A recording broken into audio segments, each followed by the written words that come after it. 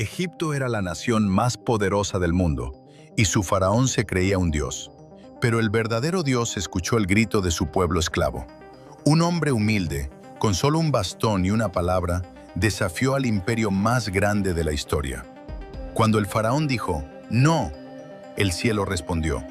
El río Nilo, la fuente de vida de Egipto, se convirtió en una arteria de sangre. Los peces murieron y el hedor llenó el aire. Fue solo el comienzo. Dios estaba demostrando que los ídolos de piedra del faraón no eran nada ante el creador de la vida. Pero el corazón del faraón se endureció. Lo que venía después no era solo agua, era fuego cayendo del cielo. ¿Sobreviviría Egipto a la siguiente señal? La paciencia divina tiene un límite. Langostas cubrieron el sol hasta dejar a Egipto en tinieblas, y luego el cielo se abrió.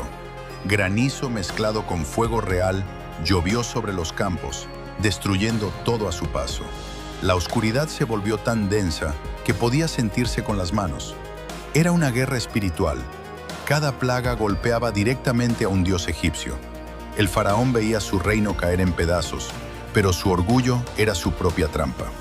Estaba a punto de ocurrir la noche más terrible de todas, una que marcaría a la humanidad para siempre. Final en suspenso. El ángel de la muerte estaba por pasar. Solo una señal en la puerta podía salvarte. ¿Qué sucedió en esa última noche? El pueblo salió, pero el faraón cambió de opinión una última vez. Con 600 carros de guerra, los acorraló frente al Mar Rojo. Parecía el final, pero Moisés levantó su vara y el océano obedeció. El mar se partió en dos, creando murallas de cristal líquido que llegaban a las nubes. El pueblo cruzó en seco, pero cuando el ejército egipcio entró, las aguas volvieron con la furia de 1000 tormentas. Ese día, el mundo entendió que no hay imperio, no hay ejército y no hay problema lo suficientemente grande que Dios no pueda dividir a la mitad para salvarte. El Mar Rojo se cerró, pero el desierto no tiene piedad. 2 millones de personas caminaban bajo un sol abrasador, sin comida y sin agua. El miedo volvió a aparecer y el pueblo murmuraba, ¿nos sacaste de Egipto para morir aquí? Pero Dios no libera a su pueblo para abandonarlo. Al amanecer ocurrió algo imposible. El suelo se cubrió de una escarcha blanca, un pan caído del cielo que llamó a maná.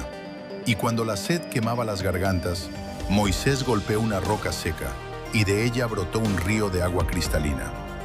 Dios estaba demostrando que en el desierto más vacío, Él es la fuente de todo. Pero lo más increíble estaba por suceder. La montaña del Sinaí estaba a punto de temblar bajo la voz del Creador. 3 meses después de salir de Egipto, llegaron al pie del monte Sinaí. No era una montaña cualquiera. Estaba envuelta en humo y fuego porque la gloria de Dios descendió sobre ella con estruendo de truenos. El sonido de una trompeta celestial hacía vibrar el suelo. Allí, entre relámpagos, Dios entregó sus 10 mandamientos. No eran simples reglas, era la constitución de una nación libre. El imperio les dio cadenas, pero Dios les dio leyes de vida para que nunca volviera a ser esclavos. Pero mientras Moisés recibía la gloria en la cima, abajo el pueblo estaba cometiendo un error que les costaría muy caro. ¿Qué hicieron con su oro? Moisés pasó 40 días en la cima de la montaña. Abajo el pueblo se impacientó y el miedo se convirtió en traición. Olvidaron al Dios que abrió el mar y fundieron su oro para crear un ídolo, un becerro de metal. Comenzaron a adorarlo, regresando a las costumbres de Egipto. Cuando Moisés bajó y vio la escena, su ira se encendió como el fuego. Las tablas de la ley fueron quebradas y el juicio cayó sobre el campamento.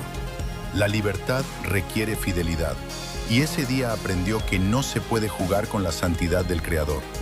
¿Sería este el fin de su viaje? ¿O habría una oportunidad de perdón? Dios decidió perdonar, pero ahora quería algo más. Quería vivir en medio de su pueblo.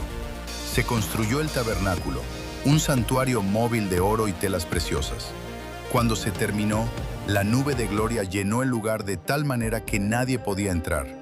Desde ese momento, ya no caminaban solos. De día, una nube los cubría del sol abrasador. De noche, Una columna de fuego gigante iluminaba su camino y los protegía del frío. Eran el ejército del Dios viviente, guiados por el fuego celestial hacia su destino final. Estaban a las puertas de la tierra prometida, pero un último enemigo los detendría, su propio miedo. Estaban a un paso de la meta. Espías entraron a la tierra prometida y volvieron con frutos gigantes, pero también con noticias de gigantes en las ciudades. El miedo venció a la fe. Somos como langostas frente a ellos, dijeron. Por dudar de la promesa, Dios dictó un juicio. Una caminata de 11 días se convirtió en un viaje de 40 años por el desierto. Toda una generación tuvo que caer para que naciera una nueva, libre de la mentalidad de esclavos.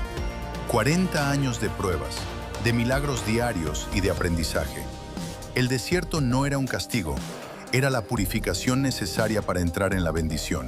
Moisés, el gran libertador, se despidió de su pueblo desde la cima del monte Nebo. Su misión estaba cumplida. Josué tomó el mando y el ejército de Dios se preparó para lo imposible. El río Jordán se detuvo frente a ellos y por fin, después de décadas de espera, pisaron la tierra que fluye leche y miel. El éxodo terminó con una victoria que el mundo todavía recuerda. El Dios que te saca de Egipto no te deja en el desierto, Él te lleva hasta tú. Esta historia de poder nos enseña que con fe, ningún muro es demasiado alto. Si viste esta serie completa, escribe amén y comparte. Síguenos para nuestra próxima película, La vida de Jesús.